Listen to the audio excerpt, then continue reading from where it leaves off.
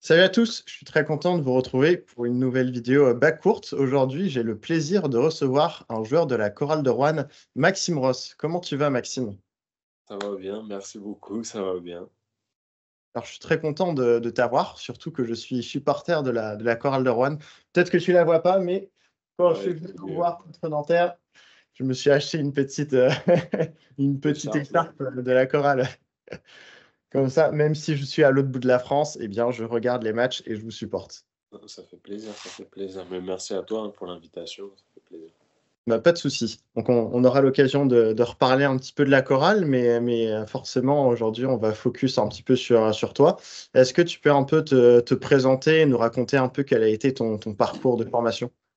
Du coup, je m'appelle Maxime Ross, j'ai 28 ans là, bientôt 29 en mars. Je suis joueur de basket professionnel, donc à la chorale de Rouen depuis maintenant, ça va faire ma deuxième saison là. Donc j'ai commencé le basket dans le 78, dans un club qui s'appelait le Basket Club Morpa. J'ai joué là-bas jusqu'en Benjamin. Après, je suis resté dans le 78, je suis passé à l'ULCV 78, donc le club qui regroupe le Chine Versailles, là où, en l'occurrence, Victor Wembanyama a commencé le basket aussi. Et je suis resté là-bas jusqu'à mes 18 ans, donc j'ai fait de Benjamin à junior à l'époque. J'ai joué un peu mes dernières années, je faisais le junior dimanche matin en troisième division régionale avec mes potes et je jouais un peu avec la Nationale 3. Enfin, je faisais le banc National 3 et je jouais soit avec les seniors 2 en région samedi soir. Et après ça, du coup, j'ai intégré le centre de formation de Paris-Levallois à l'époque, maintenant qu'elle est Metropolitans 92 à 18 ans, du coup, pour ma première année espoir. J'ai fait mes 3 ans espoir là-bas et après, j'ai fait un an prêt à Blois. Je suis revenu à Levallois, j'ai fait mes années pro et après j'ai fait 4 ans pro avec eux. Je suis allé à la JL Bourg pendant un an et puis après je suis arrivé à Roanne et puis voilà, mon parcours. Blois, c'était en Pro B? Blois, c'était la première année où ils accédaient à la Pro B, donc ils étaient champions de N1, ils accédaient à la Pro B. J'ai fait une saison blanche aussi cette année-là à cause d'une pubalgie, donc aux adducteurs, mais voilà, ça m'a permis de mettre un bon pied dans le monde pro et de voir comment ça se passait, quoi. Ok. Quand tu étais du coup en formation du côté de Levallois, est-ce que tu avais, enfin, quels étaient tes objectifs, tes ambitions, à quel niveau tu pouvais espérer atteindre? J'en avais pas vraiment parce que être pro, c'était un peu un rêve de gamin. C'était pas vraiment, tu sais, c'est un rêve de gamin qu'on te demande à l'école primaire, au collège, qu'est-ce que tu veux faire plus tard? Et basketteur professionnel et un prof sur 10 qui te prend au sérieux. Donc, c'était un peu ça, quoi. Après, je savais aussi que l'opportunité, normalement, pour rentrer en centre de formation, elle arrive assez tôt. Mm. À 18 ans, c'est tard. Donc, j'y suis plutôt allé dans le sens où je me voyais pas refuser cette opportunité-là, qui arrivait maintenant. Et je voulais en fait juste moi me jauger par rapport à des mecs qui sont dans le circuit depuis qu'ils ont 13-14 ans, qu'on fait Pôle Espoir, enfin bref, toutes ces choses-là, l'INSEP, quoi. Mais qu'on jouait championnat de France minime, championnat de France cadet, etc. Moi, j'ai fait que de la départ et de la région. Donc, je voulais en fait me jauger par rapport à eux. Donc, ma première année, j'ai signé une convention de 1 an en fait. J'ai pas signé les 3 ans tout de suite, j'ai signé 1 an parce que entre que tu aimerais, ce que tu souhaites, ce que tu rêves, une fois que tu es dans la réalité, peut-être que ça ne te convient pas de t'entraîner tous les jours à haute performance et ainsi de suite. Donc voilà, mais au final, ça s'est très bien passé. Après, tout a été très vite, quoi. Et quand est-ce que tu as su vraiment que tu voulais, enfin que tu avais, enfin que tu pouvais percer vraiment en tant que basketteur professionnel? Ça s'est fait à quel moment? Lors de ma deuxième année. Lors de ma deuxième année espoir, où j'ai passé un gros gap entre ma première saison, où je découvrais tout. J'ai pris un mur, que ce soit physique, dans l'intensité, dans le basket, enfin dans tout. Pour dire, ma première année espoir, moi je sortais de région, dans mon équipe, j'avais Vincent Poirier, qui est pas Ok. du tout, alors qui n'était pas au niveau qu'il est actuellement, mais pour dire la différence de gabarit, de mecs contre qui on peut tomber. Donc j'ai pris un petit mur et ma deuxième année, au final, j'étais plus dans la découverte parce que je savais, je me suis adapté la deuxième année championnat, du coup, ma deuxième année espoir, je finis meilleur poste 3 du championnat. Et là, je pense que ça crée un petit déclic. On va jusqu'en finale du Trophée du Futur avec le Valois 2 années de suite. Donc il y a un petit déclic qui se fait. Et là, je me dis ouais, que j'ai une carte à jouer pour devenir professionnel. Donc ça devient plus un rêve, mais un objectif à 200%, quoi. Ouais. Et je pense que ceux qui suivent le basket français, qui suivaient la Pro A ou la Jeep Elite peut-être à l'époque, t'ont vu commencer à faire de bons matchs à Levallois, alors que tu n'étais pas du tout sur les radars. Le coach, c'était Freddy Photo à l'époque? Ouais, c'est ça. Bah, j'ai fait ma première rentrée pro lors de ma troisième année espoir. C'était à Lasvel d'ailleurs. Et c'était Freddy qui était le coach déjà, qui avait repris l'équipe, qui avait commencé assistant et qui avait repris l'équipe sur la fin de saison. Et après, j'ai fait mon prêt, mais comme dit, j'ai pas joué pendant un an, pendant mon prêt. Et je suis revenu à Levallois. Du coup, on jouait l'Eurocup. J'ai eu la chance de jouer plusieurs années l'Eurocup, mais d'autant plus ma première vraie année pro où je jouais, quoi. Ouais. Avec des mecs comme Boris Dio, etc. dans l'équipe. Boris Dio, Flo Pietrus. Donc voilà, j'ai pu apprendre très très vite à leur côté. Et donc, ouais, je pense que c'est là où faire un peu du basket français m'a découvert petit à petit. Je faisais quelques top 10 par-ci par-là sur les 5-10 minutes de temps de jeu que j'avais à l'époque et que je pouvais gratter. Et voilà, ça m'a permis de mettre les deux pieds dedans, quoi. Ouais. Alors du coup, explique-nous un peu quel a été le pourquoi du coup quitter Levallois et rejoindre la GL Bourg. Ça s'est fait comment? J'étais en fin de contrat. Le Valois, c'était mon club formateur. J'ai été au bout de mon contrat jeune. J'ai prolongé après avec eux encore. J'ai vu plusieurs coachs sur le Valois, enfin, du coup, qui sont passés par le Valois, que moi j'ai pu avoir.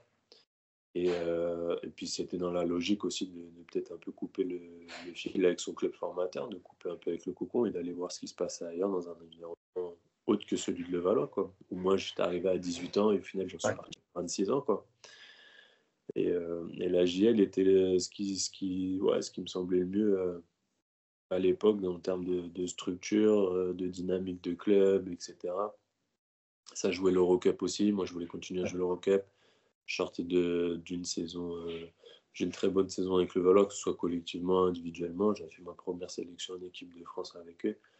Et, euh, et du coup, voilà, dans la suite de la carrière, c'était le mieux, le meilleur choix pour moi à faire. Et puis voilà, j'ai rencontré de super personnes avec qui je suis encore en contact là-bas. C'est toujours un plaisir d'aller à Bourg voir des matchs et de recroiser les gens. Ouais. Sportivement, tout de même, c'était, je crois, la saison avec Laurent Leniam. Bourg avait de grosses ambitions. Sportivement, c'était un peu. La saison a été hyper frustrante. Et je pense notamment pour toi aussi, où tu n'as peut-être pas eu le temps de jeu que tu pensais avoir. Ouais, c'est exactement ça. Sur papier, on avait une équipe vraiment incroyable, hein. Je pense qu'encore aujourd'hui, j'ai pas fait une équipe comme ça. Si on prend chaque poste, qui était doublé, il était 12 vrais pros. J'ai pas joué avec autant de joueurs, aussi bons joueurs, entre guillemets. Mais après, voilà, le papier, c'est une chose. Il faut que l'équipe, ça se fasse sur le terrain. Et là, ça n'a pas pris. Après, ouais, on visait le top 5, hein, du championnat facilement. Au final, je crois qu'on finit 9e à l'époque.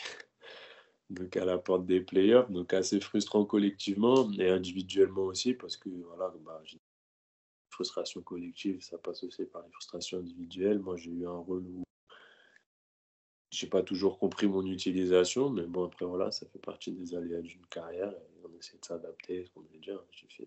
J'ai fait aussi quelques highlights à Bourg qu'on tournait, donc j'ai essayé de tirer mon épingle du jeu malgré.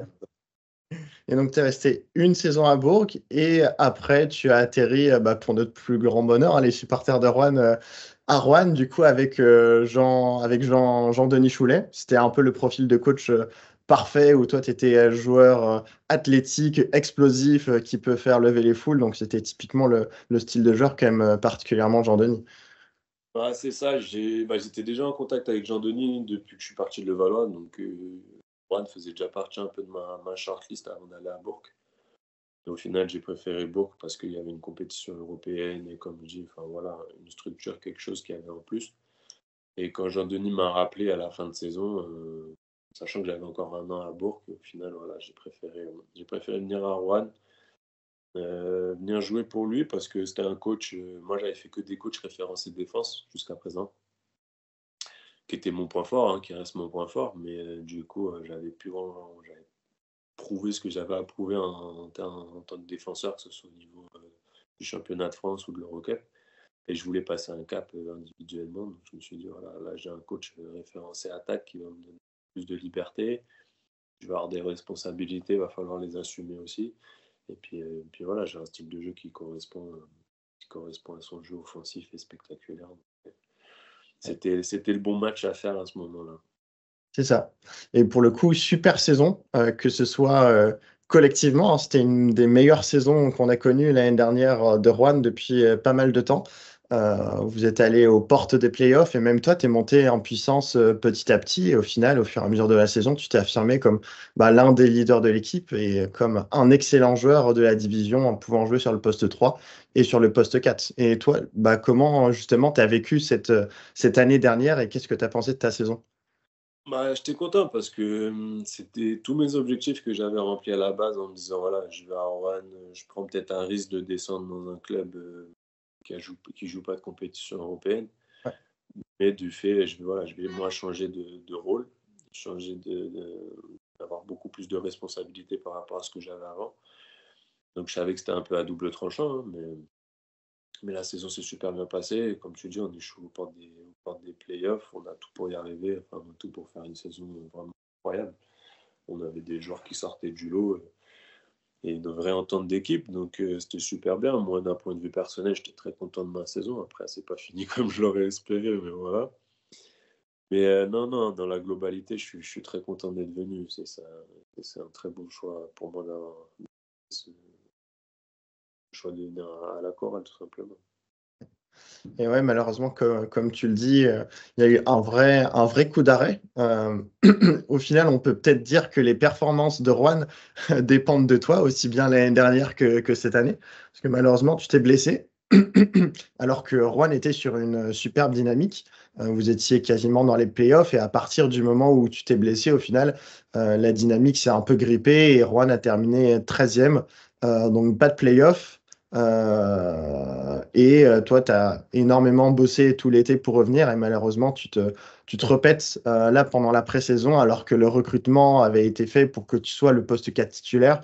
Et on connaît les galères qui ont eu lieu ensuite sur le poste 4 cette saison. Donc, ça doit être d'autant plus frustrant pour toi.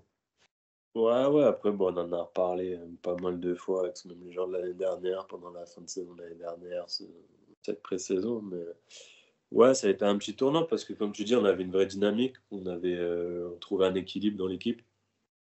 L'année dernière, je me blesse, il reste, je crois, 8 matchs de championnat. Donc, c'est vraiment la dernière ligne droite pour la qualif en playoff. Et puis, au final, voilà, ça a un peu déséquilibré l'équipe. C'est compliqué de signer des joueurs quand il reste 8 matchs.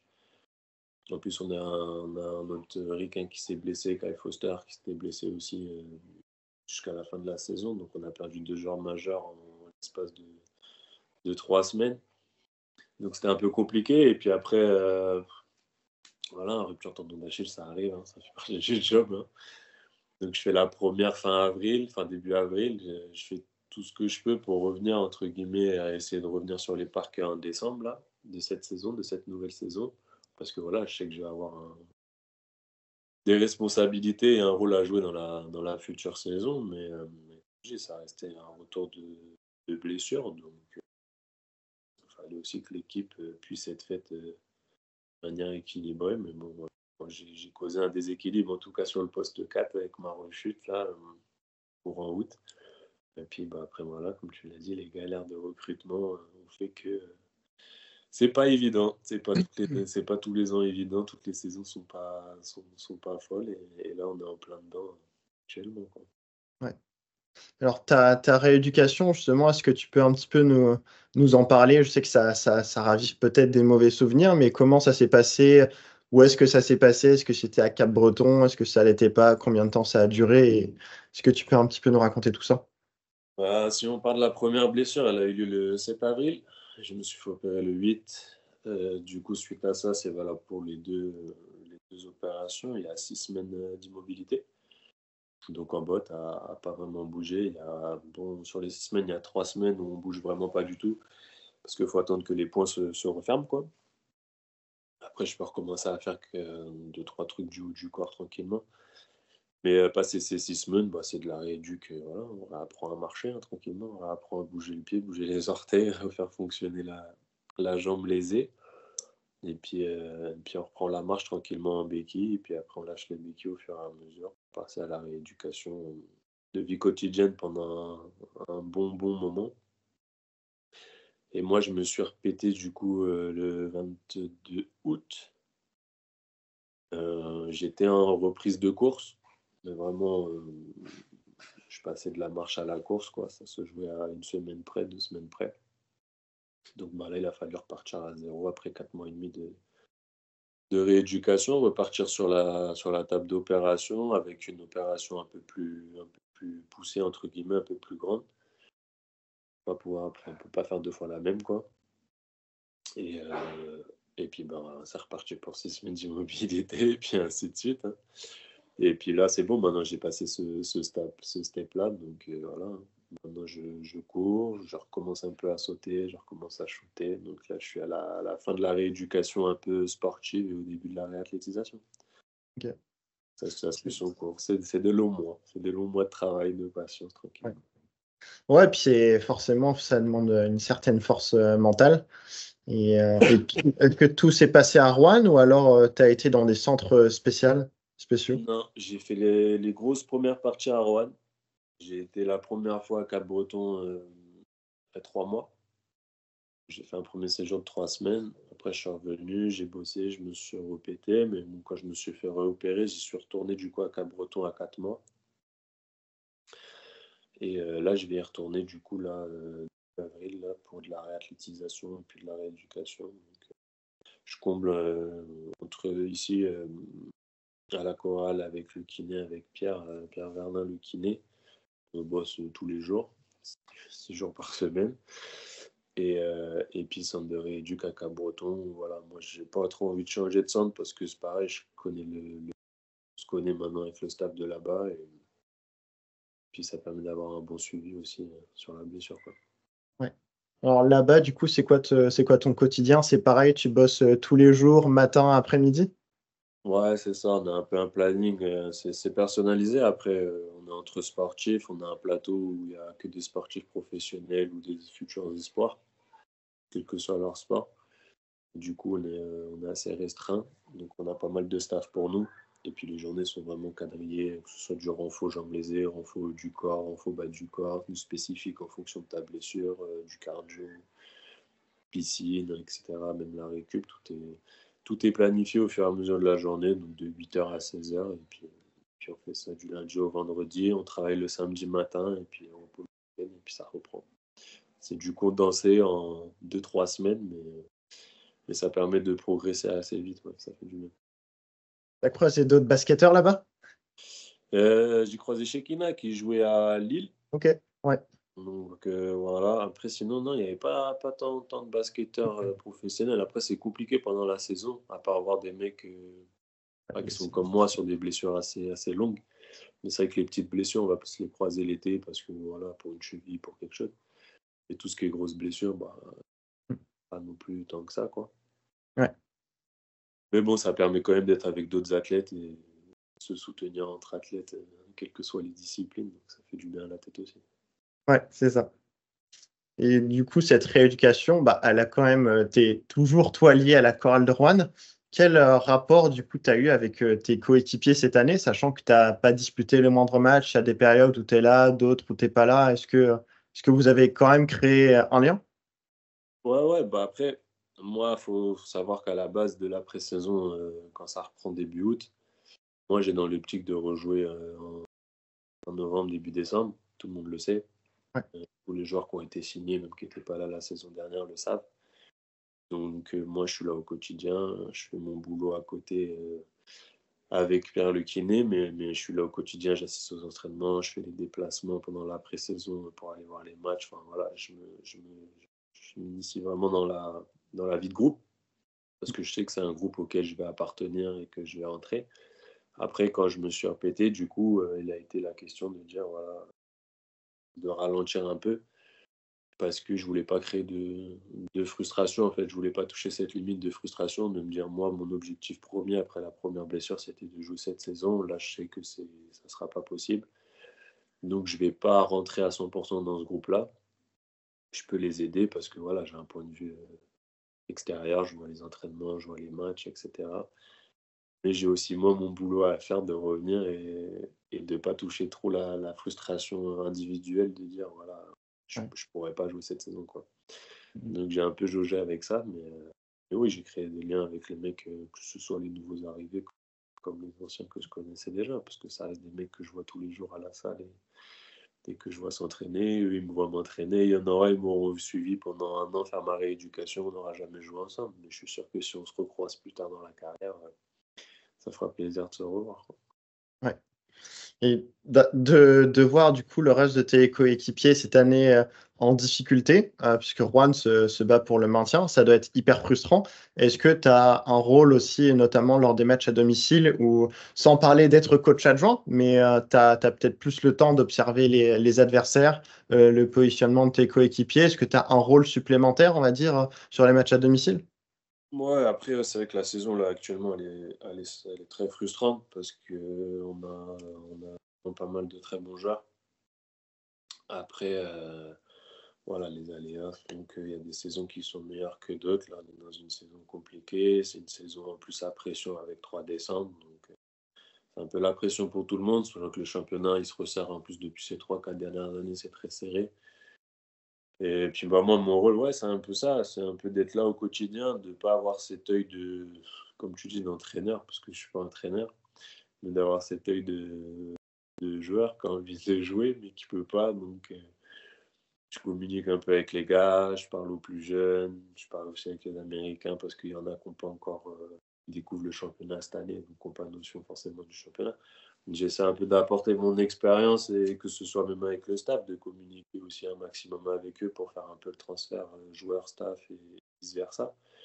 Donc voilà, d'avoir un rôle un peu dans tout ça, mais sans pouvoir apporter ce que je devrais apporter au maximum, c'est-à-dire moi sur un terrain de basket, quoi. Au mieux. Alors toi, du coup, en tant que joueur de la chorale Lorraine, mais en tant que Maxime Ross, du coup, qui est à la fois dans l'équipe et en extérieur, qu'est-ce que tu penses qu'il a manqué du coup à Rouen cette année pour avoir plus de victoires? Est-ce que c'était un problème de talent, de défense? Est-ce que c'était vraiment le facteur chance avec les blessures? Est-ce que c'est un problème de confiance? Qu'est-ce qui peut expliquer ça? Parce que comme Ah, tu l'as dit, sur le papier, il y a des bons joueurs, hein. les blessures, tout le monde aura des blessures dans une saison. On n'est pas le seul club qui sont touchés par les blessures. Alors oui, après, nous, ça a faussé dès le début l'équilibre de l'équipe. Mais on a des bons joueurs, on a des bons joueurs. Mais si je compare cette équipe à celle de la saison dernière, qui était une très belle saison, on avait plus de talent individuel l'année dernière, mais on avait plus d'alchimie d'équipe aussi, ce qu'on n'a pas réussi à trouver cette saison. Cette saison, on a des postes pour postes. Quand je vois, voilà, l'année dernière, on avait un Ronald March. Aujourd'hui, on n'a pas de Ronald March dans l'équipe. Ouais, ça change beaucoup Loin de de là. choses. Donc c'est pour ça, on a des postes qui ne sont pas comblés par rapport à la saison dernière. Ce qu'aurait pu faire la GIF, c'est peut-être une exigence d'équipe plus élevée. Et ça encore, ça va dépendre des joueurs. On a pas mal de joueurs qui découvrent le championnat, donc c'est pas un championnat très, très facile, et encore moins sur une première. Faut savoir s'adapter, c'est très athlétique, très physique, mais il y a aussi le QI basket qui rentre en compte. Donc voilà, on a pas mal de joueurs qui découvrent un peu tout ça, ils prennent beaucoup d'infos, et heureusement, je pense qu'il y a plein de facteurs comme ça accumulés qui font que sur une saison à 3 descentes, avec la pression, ainsi de suite, les petites erreurs de recrutement qu'on a pu faire, bah déjà moi pour me remplacer au poste 4, on a déjà 3 joueurs passés sur mon poste. Donc voilà, c'est pas mal de facteurs qui font que voilà, aujourd'hui on est dans cette position un peu délicate, quoi. Mais Ouais. bon, ça fait partie des saisons. Maintenant, faut apprendre et apprendre vite, quoi. Ouais. Puis c'est vrai qu'il y a tellement de joueurs, hein, parce qu'il ne reste plus qu'un contrat, hein, C'est sur la ça. saison. Juan ne peut utiliser qu'un contrat, donc ça veut dire qu'il y a énormément de joueurs qui ont tourné. Donc même collectivement, ça veut dire qu'il faut sans cesse réintégrer des joueurs. C'est compliqué aussi collectivement.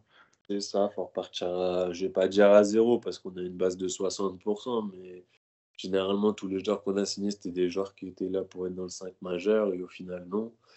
Donc, qui dit 5 majeur, ça veut déjà être un des leaders. Donc, faut chaque fois réapprendre les systèmes, revoir les systèmes à zéro, remettre des règles en place.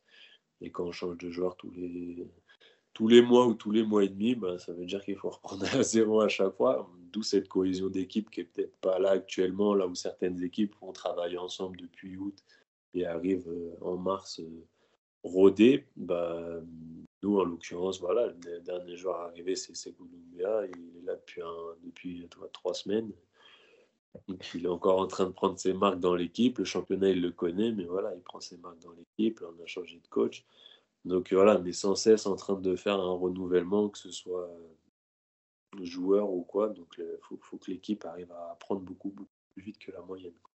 Ouais. Et comme tu l'as dit, trois descentes. On sent quand même que les trois descentes, ça joue beaucoup, hein, puisque si on était comme les années classiques avec deux descentes, Rouen serait plus ou moins bien, serait pas relégable. Il y aurait peut-être un peu moins de pression aussi sur. C'est vrai qu'en bas de tableau, il y a énormément de pression sur toutes les équipes. Ouais, moins de pression, je sais pas, parce que quand on regarde le classement, c'est très serré, mais tu te dis que tu as plus de chances de te maintenir, ça c'est clair et net dans les probabilités de toute façon.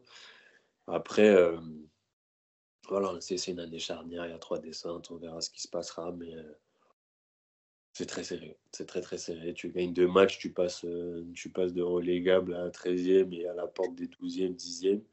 T'en perds 2, t'es relégable bien comme il faut, donc ça va très vite depuis 2, 3 saisons, ça va très vite. Le championnat se resserre, il y a un beau chapeau en haut du top 4. Et après, c'est vrai que ça va super vite, hein. Nous, on a eu l'exemple l'année dernière, hein. Moi, je me blesse contre Bourg. Je crois que si je dis pas de bêtises, si on gagne contre Bourg, on est 6e. Mm. Donc le 7 avril de l'année dernière, si on gagne, on est 6e. Et après, on n'a plus qu'à gérer la fin de saison. Et au final, on perd et ça rentre sur une spirale et on finit 12e. Donc déjà l'année dernière, c'était le cas. Voilà, cette année, ça allait un peu plus avec les 3 descentes. Et le championnat reste un championnat très serré où tout peut se jouer jusqu'à la dernière journée. C'est ce qui fait aussi la beauté du sport, hein. Mais bon, Ouais, c'est sûr. mieux de pas être dans la zone de relégation dans tous les cas. Ouais. En tout cas, une saison très mouvementée pour Rouen, avec pas mal de changements de joueurs. Jusqu'ici, c'était l'une des seules équipes du bas de tableau qui n'avait pas changé son coach. C'est chose faite, ça a créé un petit séisme du côté de Rouen. Est-ce que c'est quelque chose qui a affecté les joueurs? Est-ce que vous en parlez beaucoup entre joueurs? Non, comme je dis, on a des timings très serrés. On en a parlé bah, quand on l'a appris le jour même. Voilà. Après, ça fait partie du business. Pour les jeunes qui le découvrent, le business, voilà, seront peut-être un peu plus choqués ou comprendront pas le pourquoi du comment ou les choses.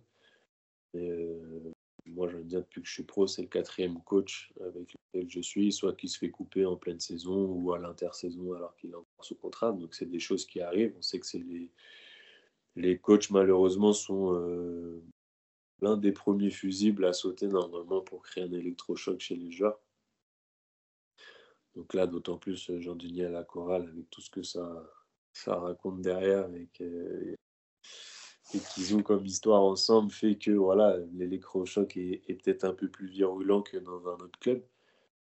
Et, mais en vrai, malheureusement, on n'a pas le temps, en fait, Ouais. de, de cogiter, de dire pourquoi, du comment, on n'a pas le temps. Ce qu'il faut aujourd'hui, c'est que la chorale de Rouen gagne des matchs. La priorité, c'est qu'elle gagne des matchs, et les gars ou moi ou les dirigeants ou qui que ce soit ou le staff actuel n'ont pas le temps de cogiter sur toutes ces choses-là parce qu'il faut qu'on gagne des matchs. La priorité, c'est le terrain et c'est de gagner le plus de matchs possible et le plus rapidement possible. Donc après, peut-être qu'on voilà, on aura des plus grandes discussions à la fin de la saison ou à l'intersaison cet été. Mais là, c'est vrai que la priorité, c'est les matchs et ça s'enchaîne très vite. Ouais. Alors malheureusement, il y avait ce match crucial, peut-être le match pour le moment en tout cas le plus important de la saison face à Gravelines, qui a été perdu à domicile de 9 points. Donc une mauvaise opération. Ça va être compliqué d'aller rechercher le point avérage sur Gravelines. Est-ce que ça a entamé les ressources, on va dire, mentales du groupe, ou alors il reste 10 matchs et plutôt l'objectif c'est on est focus et on verra ce qui va se passer? Ah bah l'objectif de toute manière, oui, hein, c'est ça, hein, c'est comme je dit, hein, c'est gagner des matchs. Après, on sait qu'il y a des matchs qui comptent double, entre guillemets. Gravelines en était un. Les gars ont fait le job face au Portel. Dans une situation qui était délicate parce qu'il y a eu 3 jours d'entraînement avec le nouveau coach. Et les gars ont fait le taf, ils ont montré qu'ils étaient capables. Gravelines, il y a eu un match d'adresse de notre part. Après, je pense que honnêtement, perdre de 9 points avec le non-match d'adresse qu'on a fait, on s'en sort bien. Donc on sait que jouer dans le Nord, ça va être compliqué. Les mecs ont été gagnés à Saint-Quentin cette saison, c'est compliqué. Donc, il y a moyen, il y a toujours moyen de rattraper ces 9 points d'écart et de rattraper un peu ce match perdu. Donc on a encore notre destin entre nos mains pour le moment. Maintenant, il va falloir tarder, quoi. Mhm. Tarder. Ouais. Alors, une petite question, parce qu'on est tous un peu surpris à Rouen, les supporters, par la descente aux enfers, si on peut l'appeler comme ça, de Kélan Grady. Qu'est-ce qui se passe? Est-ce que c'est un manque est-ce que c'est un manque de confiance, ou alors est-ce que le mal, il est plus profond? Honnêtement, je sais pas, on a vu un Kélan en début de saison qui était un peu partout, en attaque, en défense. Après, comme je dis, c'est un jeune joueur, pas forcément par l'âge, mais dans sa carrière professionnelle, il sort d'université. Là où nous, les joueurs français, si on passe pro à 21 ans, on va peut-être se prendre le mur professionnel à 21, 22 ans. Lui, peut-être qu'il le prend actuellement. Après, chacun le gère à sa manière. Certains le gèrent bien, d'autres le gèrent un peu moins bien. Il faut, c'est qu'il arrive à rebondir. Et le club est là pour l'aider. Il continue à lui faire confiance. Donc voilà, maintenant, c'est à lui aussi de trouver les leviers à actionner individuellement pour pouvoir remonter de cette période, parce qu'il en aura d'autres, hein. Je veux dire, une carrière, c'est pas tout beau, tout propre tout le temps, que ce soit à cause des blessures ou comme lui, où on touche un peu le fond offensivement, en termes d'adresse ou quoi. Ben, faut réussir soit à se ressourcer, faire le vide, rebondir, soit travailler beaucoup plus pour, je sais pas, justement combler quelque chose. Et là, je pense qu'aujourd'hui, il n'y a que lui qui a la réponse à ces questions actuellement. Malheureusement, comme je dis encore une fois, on n'est pas dans un timing super adéquat pour pouvoir aider aussi un mec qui est comme ça, un peu dans le doute individuel. Donc, c'est ce qui fait que voilà, il y a des choix qui sont faits, hein, des fois sur les temps de jeu et tout, mais c'est la priorité et l'équipe et la victoire. C'est clair. Très bien. Je te propose, Maxime, de faire un petit tac au tac. Je vais te poser des questions. Il faudra que tu me répondes rapidement, sans trop te laisser le temps de gamberger. Comme ça sera des Ah, réponses spontanées. Alors, la première, c'est qu'est-ce que tu préfères faire dans la vie de tous les jours, hors match et entraînement? voilà, hors match et entraînement, manger. Je comprends, j'aime beaucoup manger aussi. Non, en vrai, non, mais on est dans une bonne région, il y a pas mal de restos et tout, donc j'aime bien ça, j'aime bien la gastro et tout, donc ouais, je vais déjà manger. Ok. Tu cuisines un peu? De temps en temps, quand je suis Ok. motivé. Tes vacances de rêve, ce serait quoi? Ou où? Ah, et en ce moment, je pense pas mal au Japon. Je Au pense pas Japon. mal au Cool. Japon. Après, si on parle vacances, les pieds dans le sable, ce serait les Maldives, pour vraiment rien faire. Ok, très bien. Est-ce que tu es plutôt Euroleague ou NBA? Euroleague. Ok. Ah, avec ton style de jeu, on aurait pu penser la NBA, hein. Ouais, alors je regarde la NBA, je peux pas regarder, je regarde les playoffs, les Ouais. matchs entiers des playoffs. Mais la saison régulière, j'ai trop de mal parce que j'aime le beau jeu, mais j'aime aussi aussi de par mon style de jeu, les mecs qui aiment défendre et qui prennent plaisir à défendre. Et ça, je le retrouve pas en NBA pendant la saison régulière. Donc, Ouais. moi, tous les matchs qui partent au-delà de 110, 120 points, c'est pas possible, quoi. Pas possible. Je comprends. Alors, c'est qui ton équipe préférée en Euroleague? Voilà, moi, j'ai pas d'équipe préférée. Les mecs, je les regarde jouer. Je regarde soit mes anciens coéquipiers, soit des mecs que je connais. Non, après, j'aimerais bien que Monaco fasse un peu mieux que la saison dernière, hein, qu'ils aillent déjà au Final Four et puis après qu'ils fassent un peu mieux. Mais Ouais. j'aime bien regarder le Real parce que voilà, j'ai joué avec Vincent, j'ai côtoyé Gershon, donc ça reste Ouais, des il y a mecs. beaucoup de Français, ouais. Ouais, voilà, ça reste des mecs que j'ai côtoyés. sur et en dehors des terrains, donc ça fait toujours plaisir de les regarder jouer. Ouais. Alors, qui sont tes joueurs préférés? Bah, gamin, c'était Kobe. Gamin, c'était vraiment Kobe Bryant. J'étais un fanat des Lakers à cause de lui. Après, ça reste le joueur que ça a été avec son éthique de travail. Et plus j'ai grandi, plus je me suis intéressé un peu à la NBA old school, mais et tout le monde connaît Michael Jordan, etc. Et j'ai aimé apprécier Larry Bird, aussi de par son histoire personnelle et son éthique de travail, et ce qu'il a fait pour l'époque, qui reste remarquable, surtout à ce niveau-là. Ouais. Tu as eu des modèles, justement, toi, dans ta carrière? J'ai eu, quand j'étais à Levallois, ma dernière saison, espoir. Du coup, je faisais entraînement pro et espoir, je doublais. Bah, il y avait un Américain, Jason Rich, à l'époque. Ouais. Et, et je le dis à chaque fois, ça reste pour moi, je pense, l'Américain le plus complet, le plus fort avec lequel que j'ai pu côtoyer. Je OK. m'entraînais pas mal avec lui individuellement, il m'a un peu pris sous son aile, etc. Ouais, il m'a montré ce que c'était ouais, préparer un match, quoi. Le mec, alors à l'entraînement, il se gérait, collectivement, je parle, mais par contre, il venait 1 heure avant chaque entraînement réviser ses gammes parce qu'il savait que le samedi, telle équipe allait faire ça comme défense sur pick and roll, allait faire ça comme défense ou par rapport à lui, etc.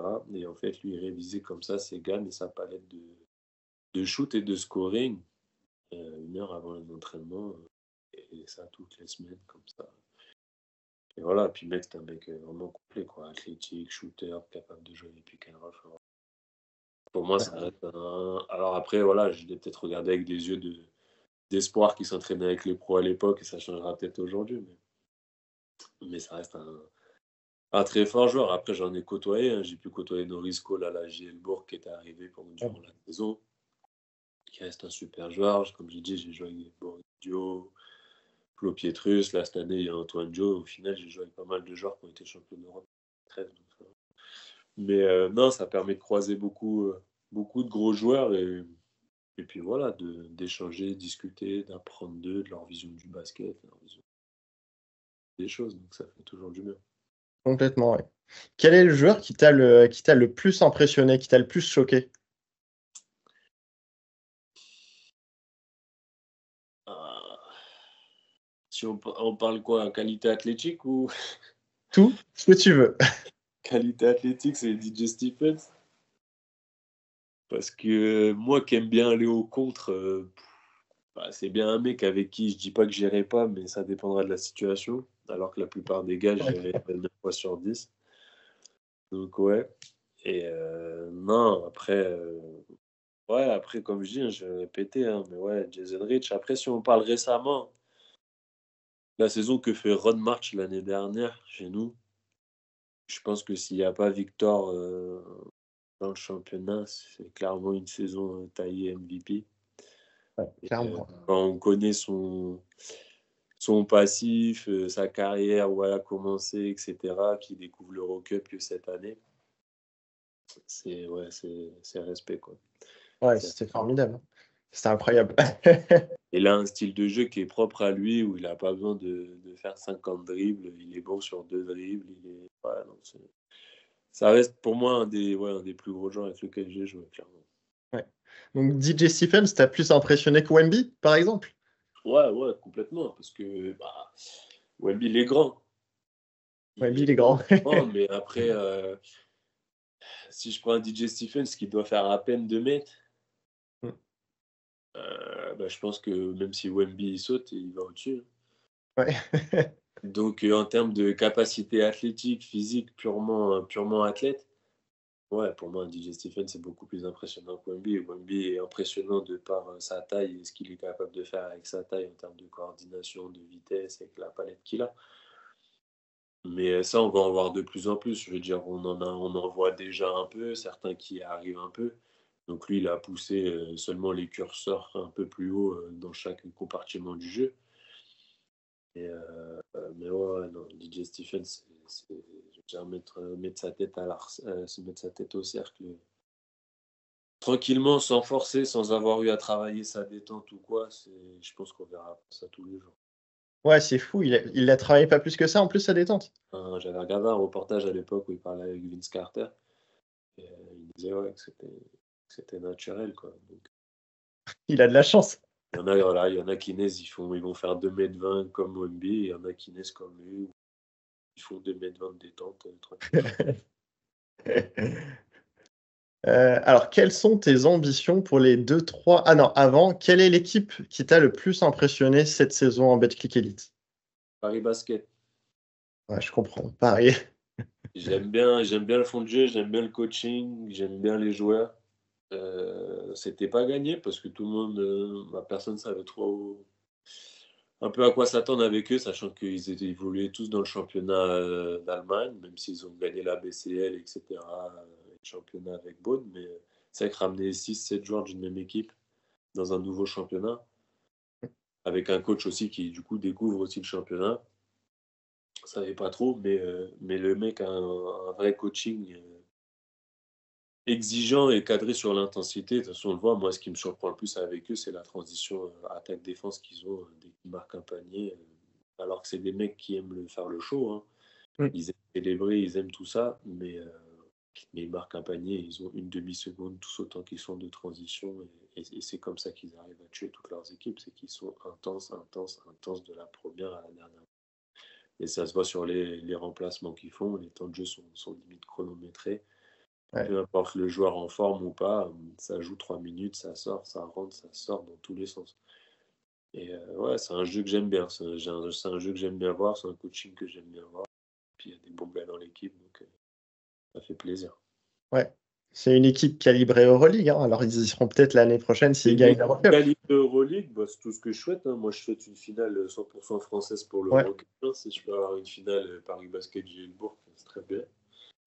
Après voilà, l'Euroleague laisse l'Euroleague. Accéder à l'Euroleague et performer à l'Euroleague, hein. Donc, ouais, c'est sûr. et oui, c'est clair qu'il y a des joueurs typés Euroleague dans leur équipe, clairement. Alors toi, de ton côté, quelles sont tes ambitions pour les 2-3 prochaines saisons? Bah, la première, c'est déjà de remettre les pieds sur un terrain de basket en compétition officielle. Je pense que moi, je finirai je vais pas dire mon cursus parce que après, il faudra le temps que je reprenne mon niveau d'avant. Mais j'aurai la grosse partie du job de fait quand j'aurai remis un pied sur un terrain lors d'un match officiel. Parce que voilà, c'est pas que je dénigre les matchs amicaux ou quoi, mais je me suis blessé sur un match officiel, donc je partirai du principe que ça sera un peu fini quand j'aurai refoulé un parquet sur un match officiel. Ça, c'est le premier objectif, mais bon, ça, c'est une certitude aussi, donc ça va arriver en temps et en heure tranquillement. Et puis après, bah, c'est comme je dis, hein, c'est reprendre mon histoire là où elle s'arrêtait. Donc, c'est rejouer des compétitions européennes. L'objectif, ça serait de reporter le maillot bleu aussi si on parle de d'ici 2-3 ans. J'ai fait ma première sélection, j'ai envie d'y retourner, je sais que je peux y retourner malgré tout ça. Il y en a qui ont eu leur première sélection à 30 ans, donc moi je vais reprendre le basket à 29. Donc voilà, chaque chose en son temps, tranquillement, mais c'est mes objectifs, quoi. Reprendre ma carrière là où elle s'est arrêtée et puis repartir tranquillement, comme si de rien comme si c'était rien passé, quoi. Très bien. Alors petite question intéressée, rester à Rouen la saison prochaine, est-ce que c'est possible? Oui, oui, c'est possible. Moi, je suis sous contrat, il me reste un an avec la chorale. Comme je dis, c'est un club où j'ai appris à aimer être ici, dans le club, dans la ville. Ça me correspond, il y a des valeurs qui me correspondent. Donc voilà, après, c'est sûr que si on parle du match parfait, ça serait si la chorale se maintient et Ah bah oui. leur lancer en Pro A et puis voilà, et faire une meilleure saison que ce qui est fait actuel. Après voilà, si la chorale est en Pro B, je suis sous contrat, ça reste pour moi une des éventualités de me relancer en Pro B dans un environnement que je connais avec des gens qui m'ont vu travailler dans l'ombre pendant un an et demi pour revenir à ce niveau-là. Mais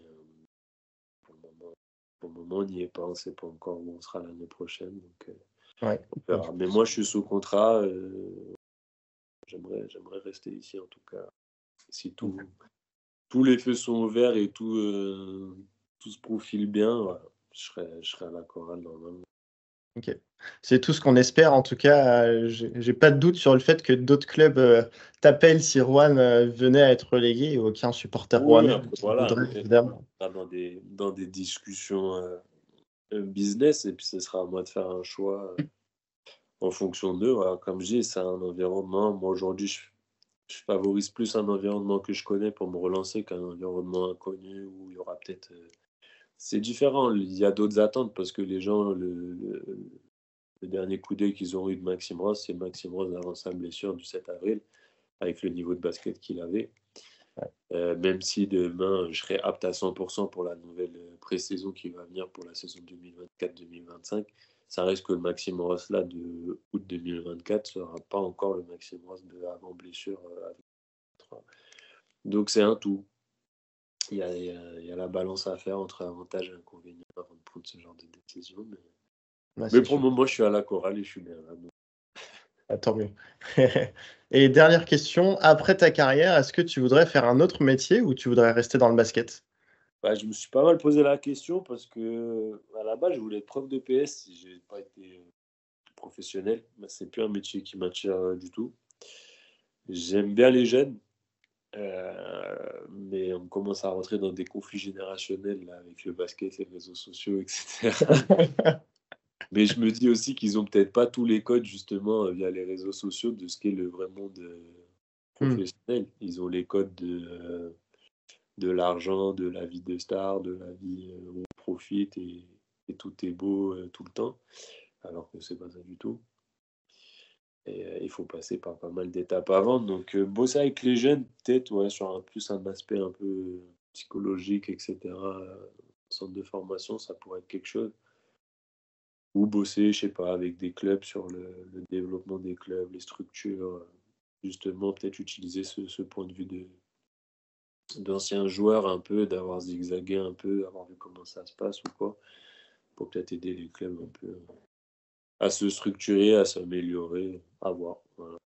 Ok, Quelque chose. très bien. Petit scud, mais du coup, on a tellement entendu Jean-Denis Chulet parler dans les réseaux que niveau structuration, on a l'impression qu'il y a quand même des choses à faire aussi du côté de Rouen. Donc, tu peux en profiter pour commencer à Ouais, te ouais. convertir. Après, honnêtement, je suis passé dans pas mal de clubs. Je pense que le seul club sur lequel je pourrais pas trop parler en termes de structure, c'est LG Bourg. Ouais, bah ouais. Pour dire. Après, tout le monde peut progresser tout le temps. La chorale a eu un fonctionnement avec Jean-Denis, qu'elle n'aura plus après Jean-Denis, parce que voilà, Jean-Denis avait pas mal de casquettes et de cordes à son arc. Donc, maintenant qu'il n'est plus là, il faut remplacer, il faut mettre des gens compétents pour remplacer tout ce que lui faisait sur place. Mais voilà, c'est comme partout, hein. Dès qu'il y a quelqu'un qui s'en va, n'importe que ce soit un coach, un GM, un président, bah voilà, faut trouver quelqu'un d'autre pour remplacer et apporter une plus-value tout le temps, tout le temps, tout le temps, quoi. Il n'y a pas que le terrain, quoi. Ça reste une entreprise pure et dure, quoi. C'est clair. Merci beaucoup, Maxime Ross, du coup, pour le temps que tu nous as accordé. Je te remercie pour moi et au nom des supporters rouennais. Et puis, on va espérer du coup que la chorale du coup se maintienne cette saison. Ça va pas être facile, mais c'est encore possible. Exactement, mais merci à toi, hein. Merci à toi pour l'invitation, pour l'interview. Et puis, comme tu dis, on espère le maintien et refaire une belle saison la saison prochaine, tranquillement. Merci beaucoup. À bientôt. Yes.